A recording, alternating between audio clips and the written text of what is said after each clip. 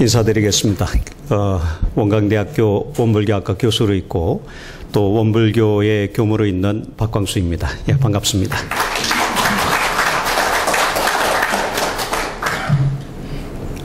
먼저 이와 같이 초대를 해주신 한국종교발전포럼 여러분들께 감사를 먼저 드리고 또 박재갑 원장님께서 이와 같이 초대를 해주셔서 깊이 감사를 드립니다.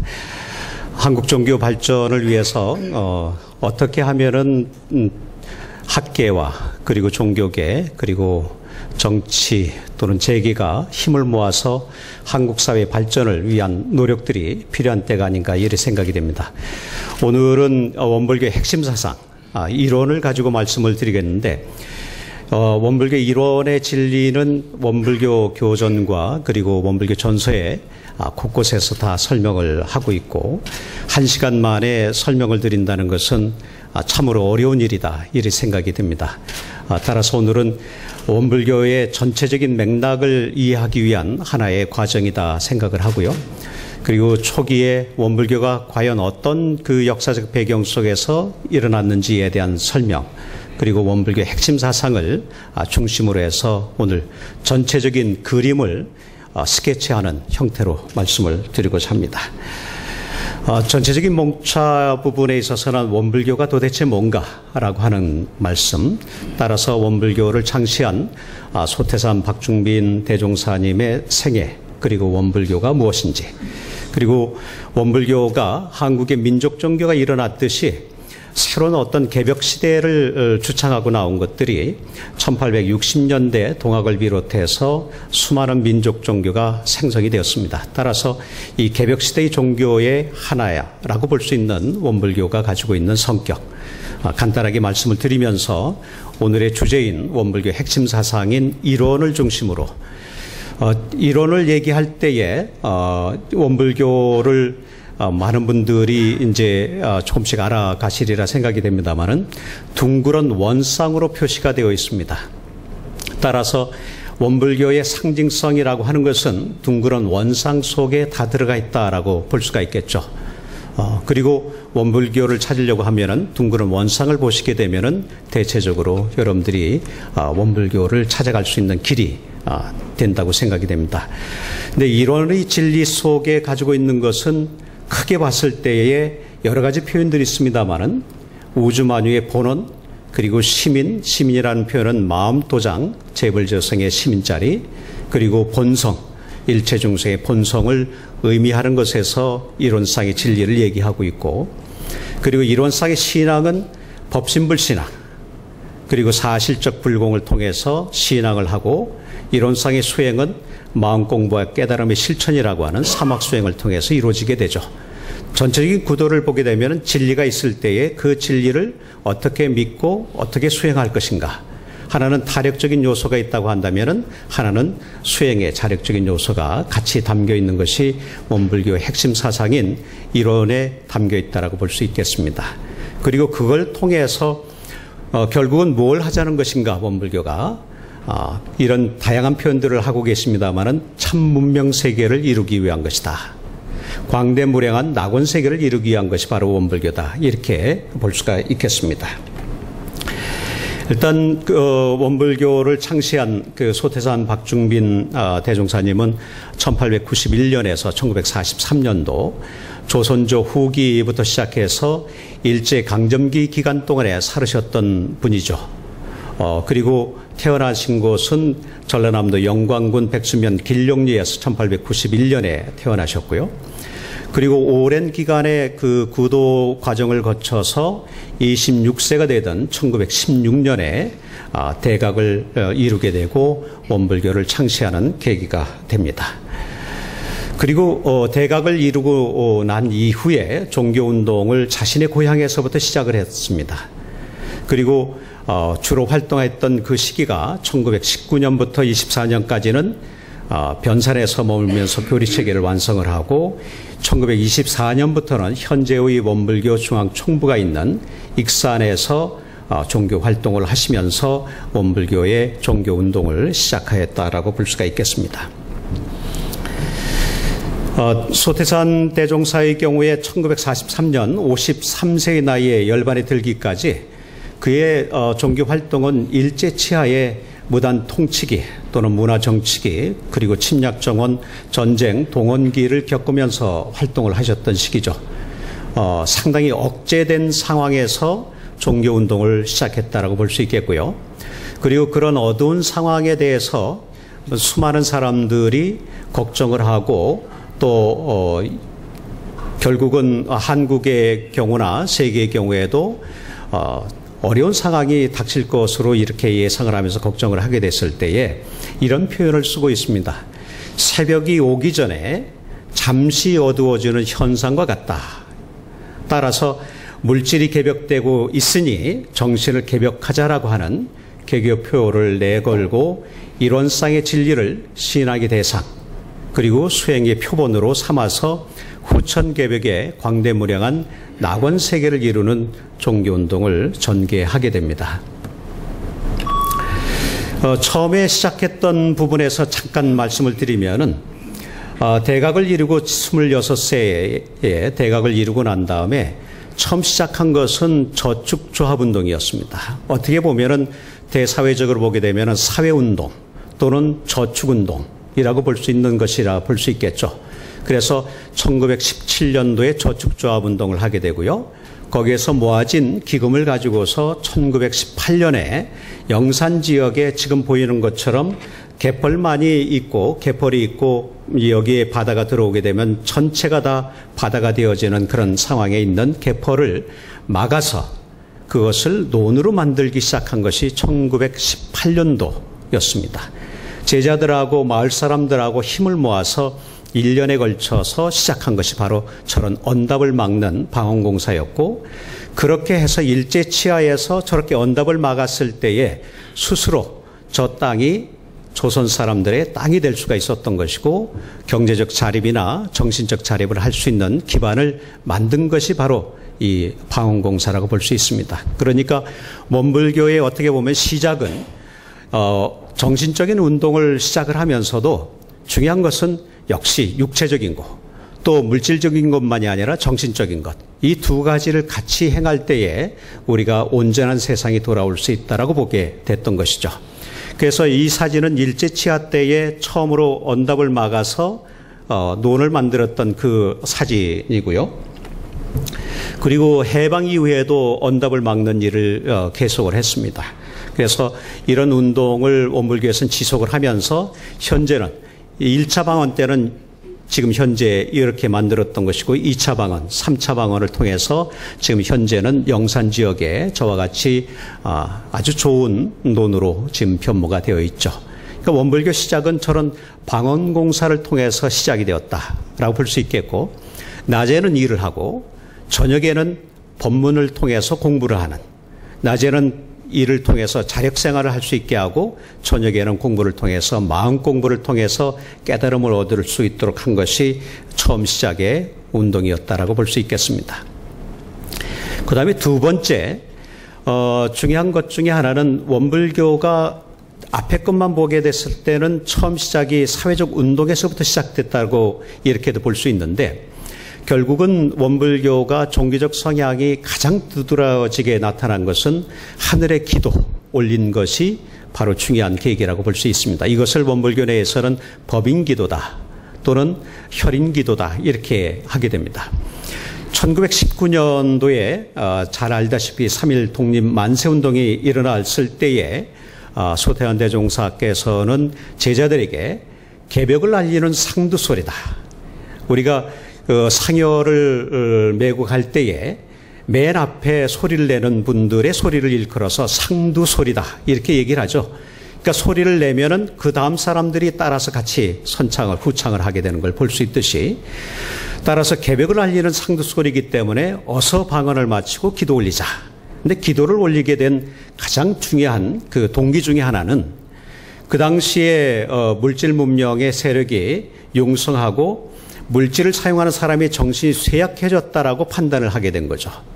결국 뭘 하게 될 것인가? 이런 정신 문명이 없이 물질 문명 또는 어떻게 보면 과학 문명의 발전에 따라서 오히려 다른 나라를 침략하거나 식민지로 만들거나 이런 현상이 세계 곳곳에서 일어나고 있는데 이걸 근본적으로 바꿀 수 있는 게 뭐냐라고 했을 때에 바로 정신개벽 운동이라고 보고 하늘에 같이 기도 올리자. 창생의 도탄이 빠지고 있으니 그것을 면하게 하기 위해서 우리가 정신개벽 운동을 위한 기도를 올리자라고 제안을 하게 됩니다. 그리고 이 사진은 사실은 소태한 대종사님은 바로 이곳에 머물면서 9제자들과 더불어서 상수제자는 중앙봉에서 나머지 8분의 제자들은 산에 올라가서 기도를 올리게 됩니다. 그리고 매 열흘마다 기도를 올리게 되는데 열흘마다 저녁 8시가 되면은 모여서 법문을 듣고 9시가 되면은 출발을 해서 각 산에 오르게 됩니다. 각 산에 올라서 10시가 되면은 기도를 시작해서 밤 12시에 마무리가 되죠. 이런 형태의 기도를 117일 동안 하게 되고 그리고 해제까지는 약 217일 동안의 기도를 제자들과 함께 하게 되는 겁니다. 따라서 이런 것 속에서 이제 말씀을 하는 것 중에 가장 중요한 것은 시방 세계 전체가 감흥하고 있음을 주지시키면서 각자의 마음에 천의를 감동시킬 요소가 있다라고 얘기를 합니다. 그러니까 우리들 마음 속에 하늘을 감동시킬 요소가 있다. 그러면서 말씀 주신 것이 그대들의 마음이 곧 하늘의 마음이다 라고 얘기를 하죠. 그러니까 보통 사람들의 마음 그 자체가 하늘의 마음이기 때문에 정성을 들여서 기도를 하게 되면은 바로 하늘의 감동을 하게 될 것이다 라고 얘기를 하게 되면서 바로 기도를 올리게 되고 우리들의 마음속에는 천의를 감동시킬 요소, 하늘의 마음이 있다고 한다면은 우리들의 몸에는 모든 생명을 제도할 책임이 있다. 따라서 9제자들에게 그렇게 말씀을 하면서 기도를 하게 되고 거기에서 법인기도라고 하는 것은 법계의 인증을 받은 그런 혈인의 흔적들이 나타나게 되면서 원불교의 정신운동이 정착을 했다라고 볼 수가 있겠습니다. 그 이후에 1924년도에 소태한 대종사께서는 불법연구회라고 하는 것을 익산에서 시작을 하게 됩니다. 지금까지는 어떻게 보면은 고향 마을에서 마을 사람들을 중심으로 해서 종교운동을 시작을 했다고 한다면은 1924년도에는 익산 지역에 신영벌이라고 하는 곳에서 새롭게 본부를 설치하면서 제자들과 함께 대외적으로 공개하면서도 바로 원불교의 운동을 시작한 것이고 그 당시 이름은 불법연구회였습니다. 그리고 교육을 통해서 남녀노소를 막론하고 교육시킨 것이 원불교의 아주 대단한 특징 중에 하나다 이렇게 생각을 해볼 수 있겠습니다. 거기에 대해서는 시간이 많지 않기 때문에 다 설명을 드리지는 않도록 하겠습니다. 그리고 이제 원불교의 의미를 얘기할 때에 저도 처음에는 제가 고등학교 때에 원불교를 처음 알게 됐을 때 원불교니까 불교다. 저는 그리 생각을 알고서 제가 처음 참여를 했었고요. 점차 알면서 이대 종법사를 지내신 정산송규 종사께서는 이런 표현을 씁니다. 원불교의 원과 불의 의미를 우리가 분명하게 알아야 된다. 원이라고 하는 것은 곧 만법의 근원이다. 또 모든 만법의 실제다. 따라서 원 외에는 다른 한 법도 없는 것이다. 다시 얘기하면은 원이라고 하는 것은 하나의 진리 그 자체다. 이렇게 이제 말씀을 하시면서 불이라는 건 뭐냐? 불이라는 것은 곧 깨닫는 말이다. 따라서 그것이 불이라는 것은 마음 그 자체다. 따라서 원이라 하는 것은 아무리 원만해서 만법을 다 포함했다 할지라도 마음이 없으면 이는 다만 빈 이치에 불과한 것이다. 따라서 원과 불이라는 것은 둘이 아니다. 모든 사람들이 하나의 진리가 있다고 상정만 하고 그것을 알지 못하면은 진리를 마음대로 쓸 수 없다고 한다면 진리가 무슨 소용이 있겠는가라고 하는 그런 의미를 담고 있다라고 볼 수 있죠. 따라서 원불교의 원불의 의미는 커다란 진리, 이론의 진리, 궁극적 진리를 깨달아서 그것을 가르치는 종교가 바로 원불교다라고 하는 의미로 말씀을 주고 있습니다. 그리고 원불교를 간략하게만 말씀을 드리면은 저는 이렇게 생각을 해봅니다. 원불교가 새로운 개벽시대의 종교인데 없는 곳에서 새로 나온 그런 종교로서만이 아니라 한국 전통의 사상의 맥을 새롭게 실현시키고자 한 개벽시대의 문명전환의 어떻게 보면 철학이자 종교다, 이렇게 생각을 해봅니다. 따라서 후에 대종교에 대해서도 여러분들이 같이 공부하리라 생각이 됩니다마는 홍익인간 또는 이화세계라고 표현하고 있는 한국의 전통 사상의 보편적 가치를 같이 계승하고 이걸 발전시키고 있다라고 저는 생각을 해봅니다. 그리고 최초원 선생이 얘기한 현묘지도, 아주 깊고 묘한 이치가 우리나라의 선도 사상으로서, 화랑의 사상으로서 이미 있었다라고 하는 삼국사기에서 밝히고 있는 이런 내용들을 우리가 계승하고 있다라고 저는 생각을 해봅니다. 그리고 후에 또 다른 종교를 얘기하면서도 해원 상생에 대한 얘기가 나오리라 생각이 됩니다. 해원 상생이라는 것은 우리가 원한을 풀지 않고서는 서로가 조화롭게 살 수가 없는 것이다라고 하는 거죠. 원한을 가지고 있는 상태에서 서로가 좋게 살기가 힘든 것이라 볼 수 있습니다. 따라서 모든 우리나라의 구풀이에서도 중요한 것은 모든 원한을 먼저 풀어내는 작업이 중요하죠. 그래서 해원굿이라든지 또는 진옥이굿이라든지 이런 것들이 과거 전통에서부터 모든 원한들을 풀어내는 작업을 먼저 시작을 했던 것이다 볼 수 있습니다. 이것을 철학적으로 해원 상생의 철학을 한국의 신종교가 대체적으로 같이 공유하고 있는 사상이라 볼 수 있겠습니다. 그리고 전반적으로 우리나라의 경우에는 현묘지도도 그렇고 홍익인간도 그렇고 원흉회통의 통종교적인 문화를 갖고 있다. 특히 원효 스님과 같은 경우에는 백문화쟁을 통해서 모든 종교, 특히 불교에 대해서 주로 말씀을 하셨지만 종교 간에 소통할 수 있는 그런 원리들을 다 말씀을 하셨던 것들을 우리가 볼 수 있습니다.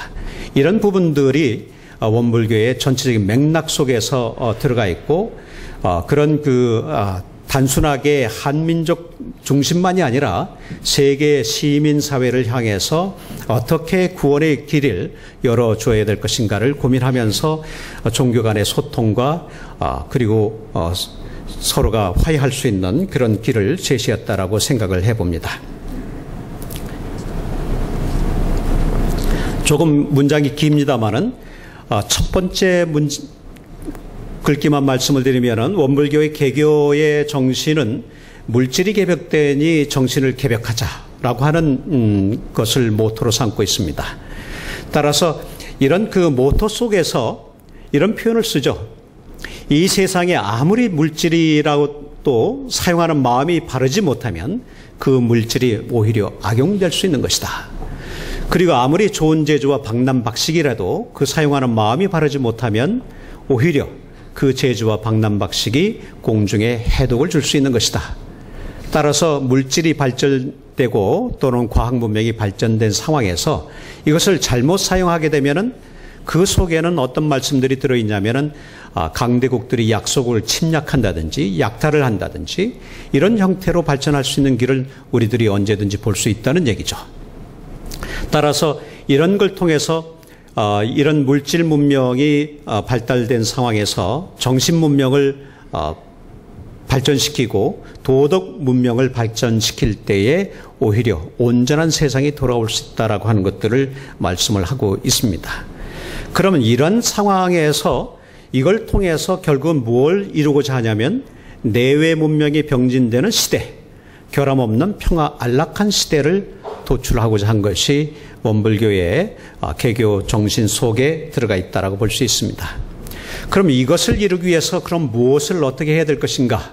라고 하는 부분에서 원불교에서는 핵심 사상인 이론을 내놓고 이론의 바탕에서 우리를 진리를 깨닫고 그 진리를 올바르게 믿고 또한 그 진리를 깨닫기 위해서 스스로 노력을 해서 깨달음을 얻을 수 있는 지혜, 그리고 깨달음을 통해서 그 지혜를 올바르게 생활 속에서 실천할 수 있는 길을 제시한 것이다라고 볼 수가 있습니다. 원불교가 전통불교하고 다른 것은 원불교 교당을 딱 들어가 보면 금방 알 수 있습니다. 원불교에서는 불교의 교조인 석가모니 부처님을 연원불로 삼고 있습니다. 연원불이라면 바로 근원불이라고 볼 수 있는 것이죠. 연원을 시켜준 부처님이라고 존숭을 하면서도 부처님을 모셔놓지 않습니다. 불상을 모시지 않고 일원상을 모셔놓았습니다. 그것은 뭐냐면은 일원상을 다른 표현을 하게 되면은 법신불이라고 말씀을 하셨기 때문에 그 법신불을 근원불로 삼아서 우리가 신학의 대상으로 삼아야 된다라고 말씀을 하시죠. 따라서 석가모니 불상을 모시지 않고 일원상을 모신 이유가 바로 그것이다 라고 볼 수 있습니다. 이것을 이해하기 위해서는 불교의 삼신불 사상을 이해해야 됩니다만은 법신, 보신, 화신불이 있어서 법신은 근원불이 되고 보신은 태양이 있다고 한다면 태양의 빛과 같은 것이고 그리고 화신은 태양의 빛이 우주 만물에 비추어서 태양을 어디서든지 볼 수 있는 그런 현상과 같다라고 볼 수 있기 때문에 그 현상의 한 부분이 아니라 근원적인 것을 믿고 따라야 된다라고 하고 그것을 법신불이라고 표현을 하셨고 또 다른 표현으로는 이론상으로 표현을 하셨다 이렇게 볼 수가 있겠습니다. 그리고 이제 원불교의 상징은 이론상을 원불교 교당을 가게 되면 간단하게 이렇게 볼 수 있습니다. 아무것도 없습니다. 그러니까 이론상만 보입니다. 그래서 그 이론이라고 하는 그 속에 가지고 있는 것은 원만하다라고 하는 표현이 들어가 있고요. 시작도 끝도 없다. 그리고 궁극적이다. 이런 내용들을 담고 있습니다. 따라서 원불교에서 이론을 얘기를 할 때에 결국 처음에 말씀을 드렸던 우주 만유에 있어서의 본원자리 그리고 모든 부처와 모든 성현에 있어서는 마음자리 그리고 일체 중생 깨닫지 못한 사람이라 할지라도 거기에는 본성자리 이렇게 표현을 하고 있는 걸 볼 수가 있죠. 따라서 원불교에서는 전체적으로 이런 진리를 신앙의 대상으로 삼고 수행의 표본으로 삼습니다. 신앙으로 봤을 때는 사은으로 보통 표현을 하죠. 그래서 원불교에 있어서는 법신불 신앙이 근원이 되면서 그것을 구체적으로 신앙적 차원에서는 무엇을 구체적으로 해야 될 것인가 라고 했을 때에 천지은, 부모은, 동포은, 법률은을 내놓고 그 은혜를 우리가 자각하고 그 은혜를 실천하는 것이 바로 신앙의 행위다 라고 얘기를 하고 있습니다.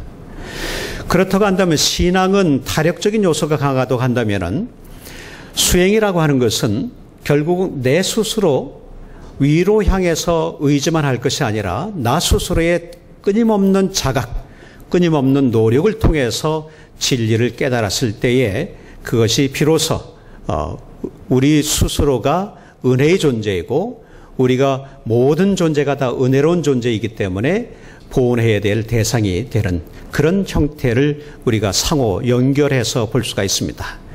이런 걸 통해서 결국은 원불교의 교지는 모든 종교가 가지고 있는 특성들, 장점들을 통합 활용해서 광대하고 원만한 종교의 신자가 되자는 것이다.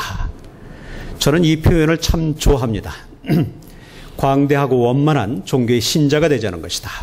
따라서 어느 종단에 가서든지 우리가 그 종교에서 가장 근원으로 생각하고 있는 신앙의 대상이나 또는 진리나 이것을 존숭하고 그것을 수용하고 배울 수 있는 기본적 자세를 그렇게 가르쳐주지 않는가 이런 생각이 듭니다.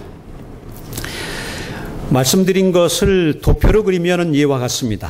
어떻게 보면 원불교 교리의 핵심 내용이 이 하나의 그림 속에 들어가 있고요. 이것을 원불교 내에서는 교리도라고 얘기를 합니다. 한가운데에 이론상이 모셔져 있고요. 따라서 원불교의 신앙은 보통은 어떤 분들에게는 사은신앙이라고 얘기하는데 저는 그 사은신앙은 구체적으로 실천하는 것이고 원불교의 신앙의 대상은 법신불 이론상이고 그것을 구체적으로 실천하는 데 있어서 신앙은 사은이 구체적으로 천지와 부모와 동포와 법률이 있어서 이것을 알고 우리가 보존하는 행위 자체가 신앙의 행위다. 이렇게 이제 볼 수가 있겠습니다. 반면에 이 왼쪽의 경우에는 신앙의 문을 통해서 이론의 진리에 개입한다고 한다면은 오른쪽의 경우에는 수행을 통해서 특히 정신수양, 사리연구, 작업지사를 통해서 우리가 이것을 간단하게 말씀을 드리면 마음 공부와 그리고 실천을 통해서 깨달음을 얻은 상태에서 결국 이론의 진리에 개합을 할 수 있는 것이다. 이렇게 볼 수 있습니다. 결국은 신앙과 수행의 핵심 내용에서 수행의 부분에서 스스로 행했을 때에 일상생활 속에서 무시로 또는 무초로 시간이나 장소에 구애받지 않고 수행을 해나갈 때에 깨달음을 얻을 수 있는 것이다. 따라서 생활 속에서의 실천이 매우 중요하다고 보는 것이고요. 신앙에 있어서도 맨 마지막에 처처불상 사사불공이 있습니다. 곳곳이 부처님이니 일마다 불공하라. 아주 간단한 표현입니다. 어느 누구도 부처님이다. 어느 누구도 가장 존귀한 진리를 담고 있는 존재이다. 따라서 그 존재를 볼 때마다 사람을 만날 때마다 우리가 존숭하고 부처님을 존숭하듯이 성현을 존숭하듯이 그런 마음을 가지는 것이 중요하다라고 얘기를 하죠. 이것이 이제 어떻게 보면은 곳곳이 부처님이니 일마다 불공하라라고 하는 것이 신앙의 결국 생활 속에서의 실천의 모습이 저런 내용을 통해서 알 수가 있습니다. 이제 한문이기 때문에 그 다음은 이제 한글로도 표현을 해놨습니다. 혹시라도 나중에 같이 보시면 좋을 것 같습니다.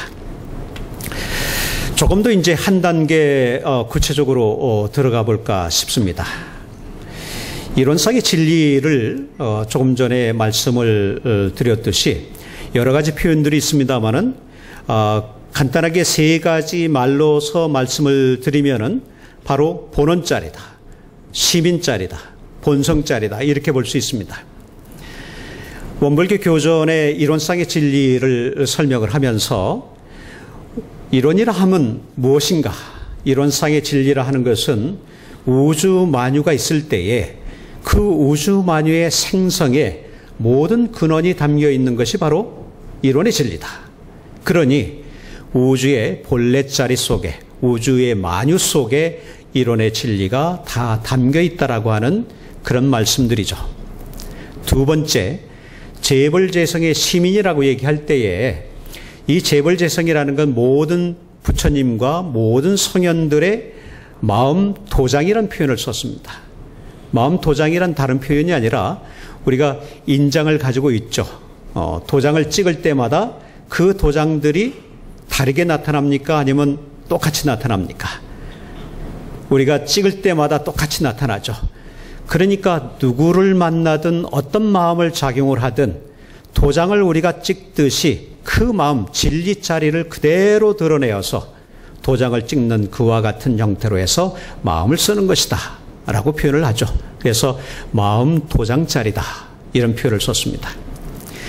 그 다음에 일체 중생은 깨닫지 못한 사람들에 대한 표현들인데 우리가 깨닫지 못했다 할지라도 그 본래 자리에는 본래의 마음 속에는 곧 이론의 진리, 그 궁극적 진리가 그대로 담겨 있는 것이다 라고 하는 표현들을 쓰게 됩니다. 따라서 이론의 진리라는 것은 허공중천에 저 먼 곳에 떠 있는 것이 아니라 우리들 마음 속에 그리고 성현의 마음 도장 자리 속에 그리고 일체 만물의 존재 속에서 우리가 그 진리를 찾아내는 작업이 중요하다는 것을 말씀을 주시는 것이라 이렇게 생각을 해봅니다.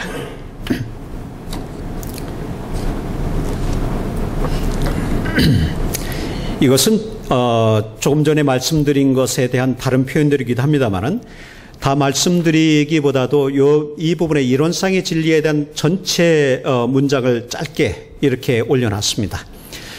그런데 하나로 봤을 때는 본원짜리, 시민짜리, 본성짜리를 얘기하면서 없는 것으로 봤을 때는 크고 작은 것 또는 있고 없는 것에 분별이 없고 생멸 거래에도 변함이 없고 선하고 뻗어 끊어져 있고 언어와 모양과 이름도 다 텅 비어 있는 자리다.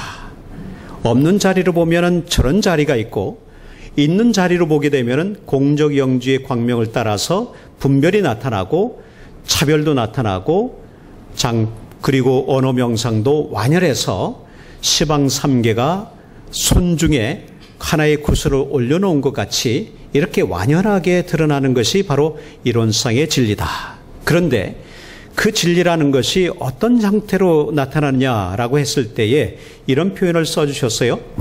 진공묘유에 조하는 텅 빈 가운데 묘하게 존재하는 그 원리가 우주만유를 통해서 무시광겁이라는 것은 무한한 세월을 통해서 은연자재하는 것이다. 은연자재라는 것은 숨었다 나타났다 하는 것입니다.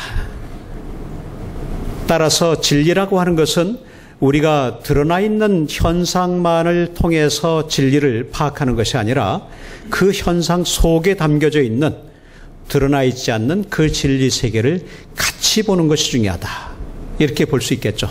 그러니까 현대 철학에서도 현상학을 보게 되면은 진리 궁극적 대상을 정말 알 수가 없기 때문에 그 궁극적 진리의 대상을 파악하기 위해서 본질을 파악하기 위해서 현상에 나타나 있는 현상들을 연구하고 그걸 통해서 하나의 본질적인 진리 세계를 파악하려고 하는 것이 바로 현상학인 것과 같이 바로 이 부분에서는 원불교에 있어서는 드러나 있는 진리와 숨어져 있는 진리를 같이 동시에 파악하는 것이 중요하다. 이렇게 말씀을 하고 계십니다. 그리고 이제 또 다른 표현은 신불 이론상이다 표현을 했어요. 아까는 이제 법신불 이론상이다라고 표현을 드렸고요. 신불이라고 얘기하는 것은 마음 부처다. 다시 얘기하면 우리들 마음 속에 이미 부처님이 다 갖춰져 있는데 그 부처인지를 알지 못하는 것 같다. 따라서 이론상이라는 것은 곧 각자의 마음 속에 있는 본질적인 근원적인 마음의 상태를 발견하고 체득하고 실천하는 것이다. 이렇게 이제 볼 수 있겠죠. 결국은 이 부분들은 불교가 가지고 있는 불성사상과 일맥상통하다고 생각을 합니다. 금강경이나 반야심경에서 얘기하는 것도 우리들의 마음 그 자체는 금강과 같은 그런 마음자리인데 그 금강과 같은 보석들이 진흙 속에 때가 묻어서 정말 보석인지도 알지 못하는 것 같기 때문에 끊임없이 수행을 통해서 먼지를 닦아내고 또 진흙을 털어내는 작업이 필요하다. 따라서 유식학에서는 바로 마음을 닦아내고 수행하는 과정들이 끊임없이 필요한 것들이죠.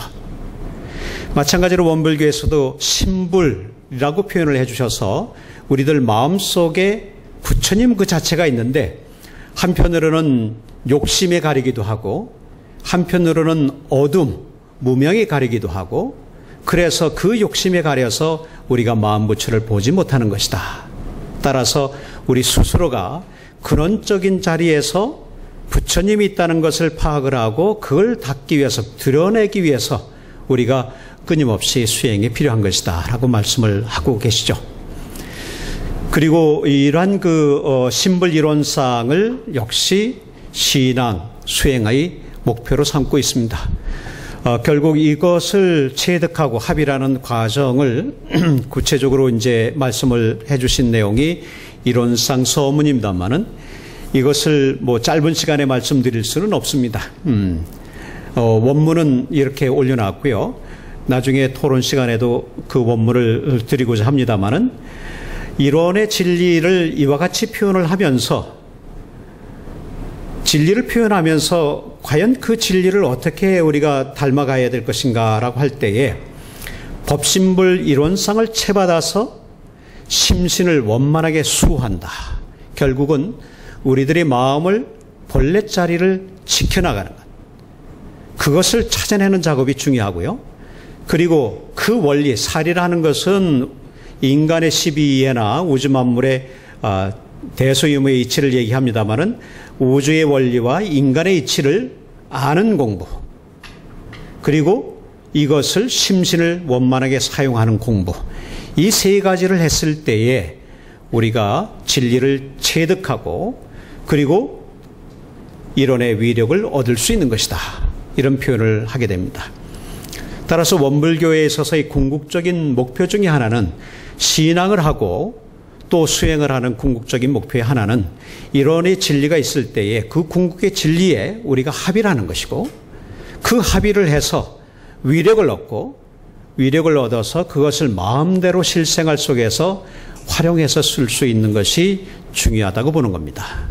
따라서 구원이라고 하는 것도 우리가 살고 있는 이 현상세계에서의 구원을 얘기하게 되고, 우리가 삶 속에서 진리를 실현하는 과정이 매우 중요하다고 보는 것도 이 이론상의 서문 속에서 드러날 수 있다라고 생각을 해봅니다.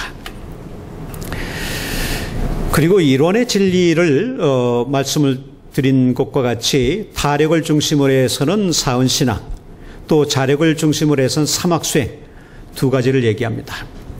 근데 사은도 설명을 드리려면 한참 걸리겠습니다만은 간단하게 말씀을 드리면은 왜 네 가지 은혜, 천지와 부모와 동포와 법률을 말씀을 하시는데, 하늘과 땅이 없는 상태에서 우리가 존재할 수 있겠는가? 또 부모가 없는 상태에서 우리가 이 세상에 나올 수 있겠는가? 동포라고 얘기했을 때는 일체 생명이 없이 우리가 살 수 있겠는가?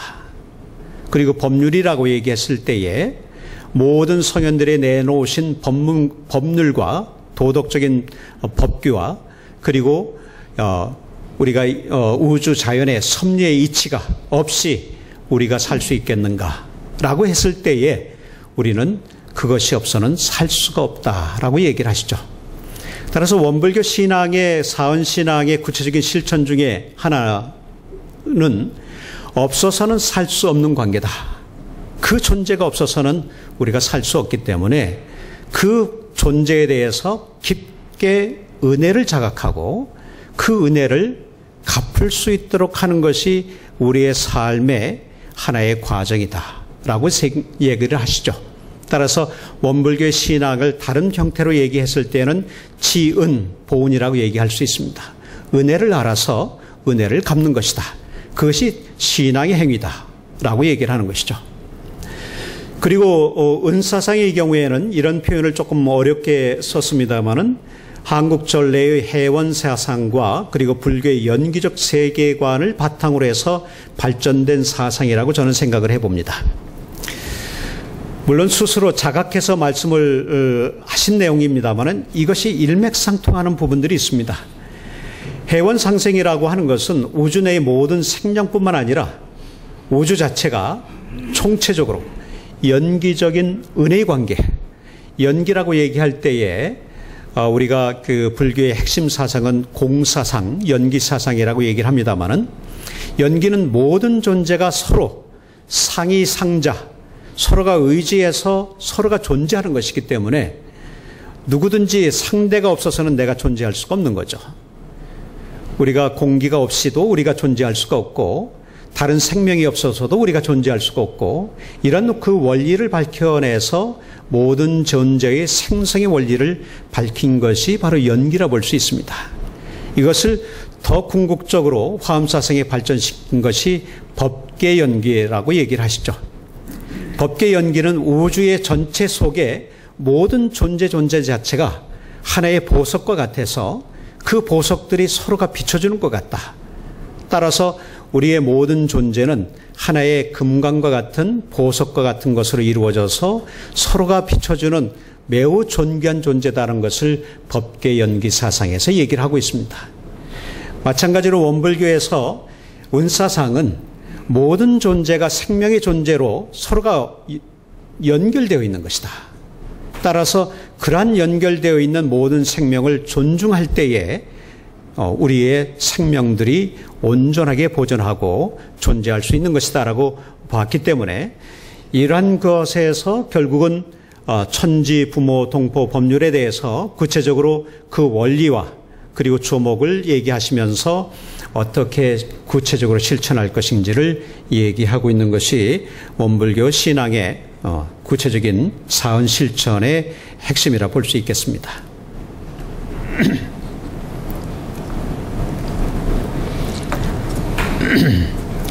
그리고 이제 여러 부분에서 말씀을 지금 또 드렸습니다만은 정리를 신앙 부분에서 몇 가지로 말씀을 드리면은 천지만물허공법계가 부처 아님이 없기 때문에 어느 때 어느 곳을 당하든지 경외심을 놓지 말고 존엄하신 부처님을 대하는 청정한 마음과 경건한 태도로 천만 사물에 응할 것이고 천만 사물의 당체에 직접 불공하기를 힘써서 현실적으로 복락을 장만해라. 이런 표현들을 쓰고 있습니다. 이를 몰아서 말씀을 드리면은 편협한 신앙을 돌려서 원만한 신앙을 만들고 미신적 신앙을 돌려서 사실적 신앙을 하게 한 것이다. 어떻게 보면 이런 원만한 신앙, 사실적 신앙이라는 표현을 통해서 우리가 원불교의 신앙의 특징을 볼 수가 있는 거죠. 따라서 원만한 신앙을 하기 위해서 원불교에서는 연엄불인 석가모니 부처님뿐만 아니라 교조인 소태산 대종사님도 부처님으로 우리가 생각을 하고 주세불로 여기고 있습니다만 신앙의 대상으로 삼지 말라고 말씀을 하십니다. 나를 조상은 할 수는 있지만 그러나 신앙의 대상으로 삼지를 마라. 왜 그러냐 하면은 인간을 중심으로 한 그런 신앙의 형태에서 본질적으로 법신불 이론상을 향해서 진리 궁극적인 것을 향해서 우리가 신앙을 해야 되는 것이다. 따라서 인격불을 신앙의 대상으로 삼지 않은 이유 중에 하나는 개체신앙이나 부분신앙에 우리가 떨어질 수 있기 때문에 항상 그 근원부를 모셔서 신앙하는 것이 바로 궁극적인 신앙이 될 것이다. 이렇게 이제 얘기를 하게 되는 거죠. 두 번째는 미신적 신앙을 사실적 신앙이라고 표현을 했습니다. 불상숭배가 부처님의 인격에 국한해서 후래 제자로서 부처님을 추모하고 존숭하는 데에 뜻이 있으나 그러나 부처님을 신앙을 통해서 부처님의 위력을 통해서 우리가 모든 것을 구하게 될 때에 부처님의 본래 뜻과는 달라질 수 있는 것이다 라고 보게 된 거죠. 따라서 부처님의 인격만 신앙의 대상으로 모시는 것보다 이 표현을 썼습니다. 부처님을 신앙을 할 수도 있다. 그러나 부처님만 하나의 대상으로 신앙을 하는 것보다는 우주만유 전체를 다 부처님으로 모셔서 신앙하는 것이 중요하다. 이런 표현을 쓰죠. 한 가지 예를 들자면은 어느 날 소태한 대종사께서 변산에 잠시 머물 때였습니다. 그때에 한 노부부가 실상사라고 하는 곳에서 부처님께 불공을 드리기 위해서 음식을 장만해서 올라가던 때였죠. 우연하게 우물가에서 만나게 됩니다. 근데 우물가에서 만나서 어쩐 일로 이렇게 실상사에 부처님께 불공을 드리러 오게 됐습니까? 라고 질문을 하고 서로가 대답을 할 때에 저희 며느리가 하도 고약해서 부처님께 불공을 드려서 며느리가 효도를 잘할 수 있도록 좀 해볼까 해서 왔습니다. 그렇게 할 때에 말씀을 주신 것이 부처님께 불공을 드리는 것도 좋지만 그러니까 부처님께 불공을 드리는 것을 거부를 하지 않으셔서 부처님께 불공을 드리는 것도 중요하다. 그런데 더욱이 중요한 것은 뭐냐면은 산 부처님에게 불공을 드리는 것이 어떻습니까? 이렇게 제안을. 그러니까 깜짝 놀라서 노부부가 다시 묻죠. 도대체 산 부처님이 어디 있다는 얘기입니까? 바로 집안에 있는 며느리입니다. 그러니 며느리가 좋아하고 며느리를 위해서 노부부가 며느리를 위해서 정말 그 며느리를 위한 노력을 다 할 때에 며느리가 효도를 할 수가 있을 것입니다. 그 말을 들으니까 정말 그럴까 싶어서 부처님께 불공도 드리고 집안에 돌아가서 며느리에게 불공을 정성을 다 들여서 했다고 합니다. 그래서 수개월 뒤에 다시 돌아와서 만나서 얘기를 할 때에 며느리가 효부가 되었습니다. 이런 얘기를 했다고 합니다. 그러니까 다른 것이 아니라 산부처는 내가 어려움을 당하고 상대가 대질리고 하는 사람에게마저도 부처님과 같이 공경을 해서 불공을 드리는 그 작업이 매우 중요하다라고 하는 말씀을 실천적으로 얘기한 것이다 라고 볼 수 있겠죠. 그래서 이런 걸 통해서 결국은 원불교의 신앙의 행위는 사언에 대한 보훈의 실천이다 이렇게 이제 볼 수 있겠고요. 그리고 중요한 것은 실천을 하는 가운데 심화기화라고 하는 표현을 썼어요. 이것은 뭐냐면은 우리가 사람들을 만날 때마다 좋아하는 사람도 있고 싫어하는 사람도 있고 정말 만나고 싶은 사람이 있고 거리껴지는 사람이 있죠. 그럴 때마다 그 사람 모르게 미워하고 욕 한 번 한 일이라도 기운은 서로 통해서 상극의 씨가 묻히게 되는 것이다.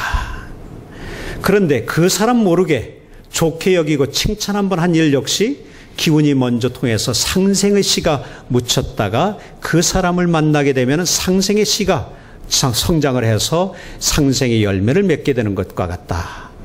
그러니 마음속으로 뭘 해야 되느냐?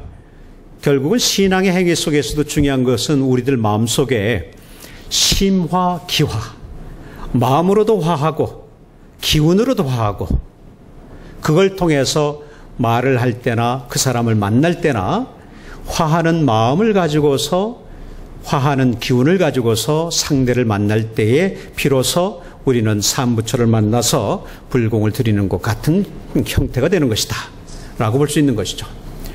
지금까지는 대략적으로 신학에 대해서 말씀을 드렸습니다.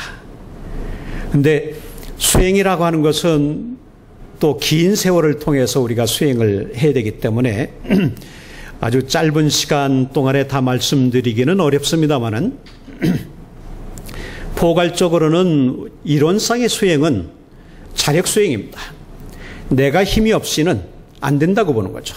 그리고 내 스스로의 마음속에 이미 이론상의 진리가 담겨져 있기 때문에 그것을 회복하기 위해서, 그것을 찾아내기 위해서, 그것을 닦아내기 위해서 스스로의 수행이 반드시 필요한 것이다라고 본 겁니다. 따라서 기도만이 아니라 끊임없는 좌선과 그리고 염불과 이런 걸 통해서 우리가 수행이 필요하다고 본 것이고요. 첫 번째는 정신 수양. 우리의 정신이 마음이 뚜렷하고 고요하고 또 분별성을 주체할 심이 없기 때문에 이러한 그 근본적인 마음자리를 찾아내는 것이 바로 수양이다.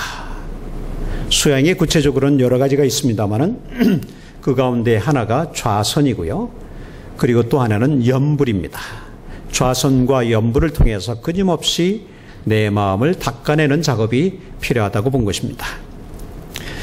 그리고 이걸 통해서 스스로 모든 그 천지만엽으로 벌려지고 있는 욕심을 제거할 때에 수행도 되는 것이죠. 내가 욕심이 가득한데 어지러운 일을 다 해놨는데 수행이 될 수가 없습니다. 어지러운 일들을 이미 어저께 다 청산을 하고 고요한 마음을 내가 가졌을 때에 오늘 아침에 이른 아침에 선을 할 때도 그 마음을 고요하게 찾아갈 수가 있는 거죠. 그러니 욕심을 제거하고 온전한 정신을 얻어서 자주력, 내 스스로 가지고 있는 근본적인 자주력이 생겨져야 된다라고 보는 것이 정신수양의 핵심입니다. 두 번째, 사리연구라고 했습니다는 구체적으로는 원문을 이렇게 실었고요. 간단하게 말씀을 드리면은 인간의 옳고 그름, 이롭고 해롬, 그리고 우주자연의 변하고 변하지 않는 이치를 연마하는 것. 따라서 우리가 연구한다고 할 때에 인간의 시비이해뿐만 아니라 우주자연의 원리를 늘 생각하고 공부하고 그걸 찾아내기 위한 노력, 지혜를 얻도록 하는 작업이 중요하다라고 볼 수가 있겠습니다. 그리고 세 번째, 작업치사라고 하는 독특한 표현을 써주셨어요. 작업이라고 얘기할 때 일한다고 보통 얘기를 하죠. 근데 작업이라 하는 것은 업을 짓는다라고 하는 표현입니다. 업을 짓는다는 것은 구체적으로 뭐냐 하면은 아니, 비설, 신의, 육군을 작용하는 것을 우리가 작업이라고 얘기를 하는데, 간단하게 말씀을 드리면은 이것이 눈, 귀, 코, 입, 몸, 마음인데, 구체적으로 거꾸로는 그와 같이 하는 것이 이제 작업이라고 볼 수 있다고 한다면, 간단하게 말씀드리면 몸과 마음을 작용할 때에 옳은 것을 실천하고 또 그런 것을 버릴 수 있는 것이 바로 작업치사다라고 얘기를 하는 겁니다. 결국은 우리가 정신수양을 통해서 자주력을 얻고 사리연구를 통해서 지혜를 얻었다 할지라도 그것이 나무에 보면은 줄기와 가지와 꽃과 같은 것이다. 잎도 좋은 나무인데 결실이 없으면 안 된다 라고 보는 거죠. 결국은 옳은 일을 취해서 일상생활 속에서 실천할 때에 우리는 수행의 궁극적인 목표에 도달했다라고 볼 수가 있겠습니다. 따라서 우리가 정이거든 기어이 취하고 불이거든 기어이 버리는 실행 공부를 통해서 싫어하는 고해는 피하고 바라는 나간을 바라자라고 하는 것이 바로 작업치사의 핵심이라 볼 수 있겠습니다. 이것을 이제 정리해서 매일같이 저희들이 이제 아침마다 외우는 것이 있습니다. 일상 수행의 요법인데 심지 마음 땅이라는 것은 원래 요란함이 없기 때문에 그 경계를 따라서 있어지는 것이니 그 요란함을 없게 하는 것으로서 자성의 정을 세우자. 심지는 원래 어리석음이 없건만은 경계를 따라 있어지나니 그리 어리석음을 얻게 하는 것으로서 자성의 해를 세우자.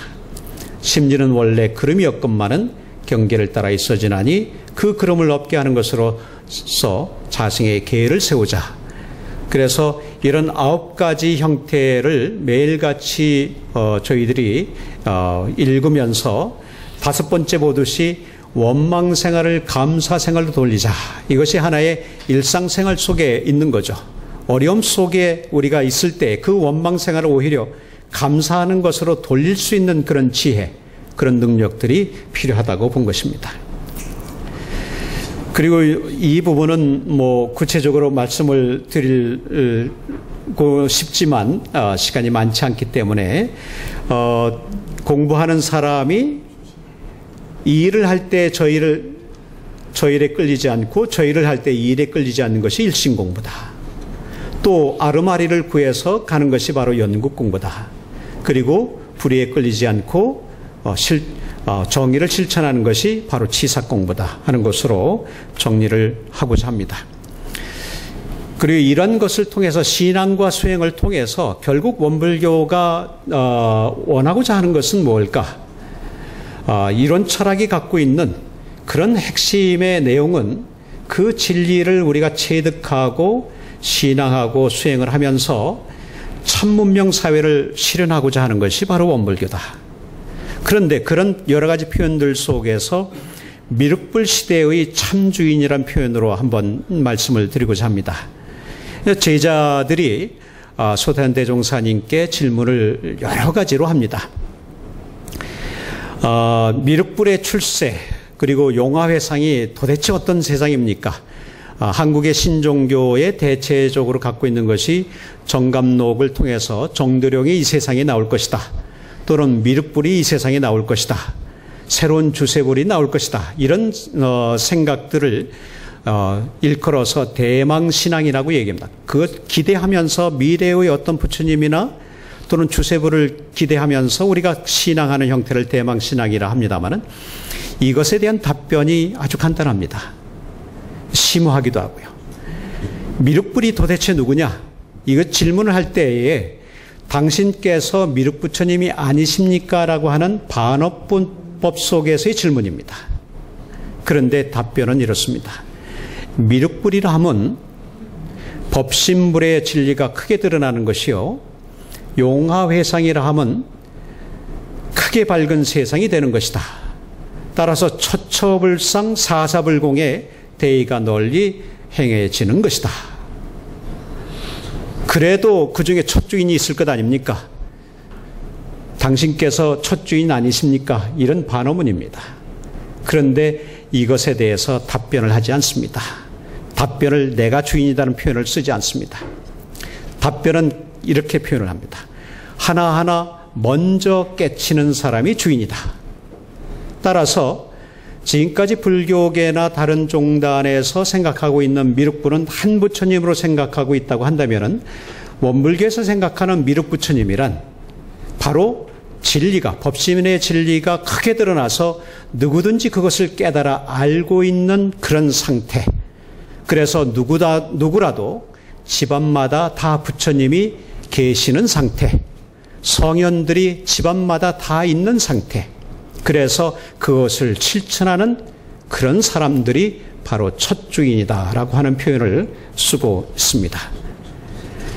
따라서 이런 부분에서 어떤 상태가 될 것이냐라고 얘기할 때에 서로 생불이 되어 제어도한다. 그리고 서로 부처님의 권능이 있는 줄 알아서 집집마다 부처님이 있고, 회상을 어디로, 회상이라는 것은 어느 종교, 교단을 얘기하게 됩니다. 회상을 따로 어느 곳이라 지정할 것 없이 이리 가나 저리 가나 가는 곳마다 회상아님이 없을 것이라. 그 강대함을 어찌 말로 글로 표현할 것인가. 이런 말씀들을 주고 계십니다. 이것을 구체적으로 실천하기 위해서 강자, 약자, 진화상의 도도 있습니다만 이 부분은 생략해서 넘어가도록 하겠습니다.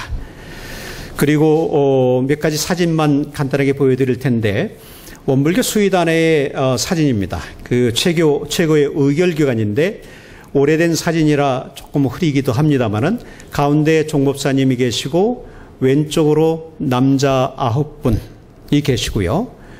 그 다음에 오른쪽으로 여자 9분이 계십니다. 원불교의 최고 의결기관을 일컬어서 수의단회라고 얘기를 하고요. 남녀 종법사님을 제외하고 남녀 동수로 이루어져 있습니다. 현재도 수의단회가 그와 같이 이루어져서 원불교 교단의 남녀 평등은 조직적이고 제도적인 부분에서도 이루어져야 된다라고 보았던 것이죠. 그래서 남자 교무나 여자 교무나 누구나 설법을 할 수 있고 누구나 스승이 될 수 있고 누구나 지도할 수 있는 그런 위치에 오를 수 있기 때문에 그런 지도력을 발휘하는 것이 중요하다고 보고, 제도적으로도 남녀 수의단원의 동수로 이루어져 있고 여기에는 출가한 교무님들과 제가자들이 같이 참여를 하고 있는 거죠. 원불교 여자 교무님들이 아주 활발하십니다. 원스카우트라든지 다른 어떤 봉사활동에서도 활동을 하고 있고, 이건 모스크바 교당의 사진이기도 합니다만은 뒤에 일원상이, 모스크바의 경우에도 일원상이 모셔져 있습니다.